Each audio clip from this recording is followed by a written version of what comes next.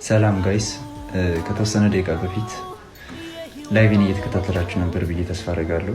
ያው ላይቪን እየተከታተላችሁ ላልነበራችሁ ሰዎች ደግሞ ይህን ቪዲዮ መስራት አለብኝ ብዬ ስላሰብኩ ነው እና እዚህ ጋር የምታዩት ወንድማችን ከቤት ከወጣ 11 ወር ሆኖታል እና እንደ አጋጣሚ ላይቭ ስትሪም እያደረኩ ሙሉ ቤተሰቡ ማለት ይቻላል ተጨንቀው፣ ማዘሩ በተለይ እያለቀሱ ኢንቪቴሽን ልከብኝ ተቀብያቸው እየሰማቸው ነበር እና ታግቶ 700 ሺህ ብር ነው የተጠየቀው፣ በኢትዮጵያ 700 ሺህ ብር እና ቤተሰቡ ያንን አፎርድ ማድረግ ስለማይችል እኛ እስኪ የቻልነው መዋጮ እናድርግ ብዬ ነበር። የኔን ላይቭ እየተከታተላችሁ ላልነበራችሁ ሰዎች መርዳት የምችሉ ሰዎች ካላችሁ እና ወደ 300 ሺህ ብር መዋጮ ተደርጓል። 400 ሺህ ብር ይቀራል እና ማንም ቪዲዮ አልሰራላቸው። ሜቢ እኔ የመጀመሪያው ቲክታከር ነው መሆኑ ከሰራሁላቸው እና ድምፅ ሊሆናቸው ብዬ ነው።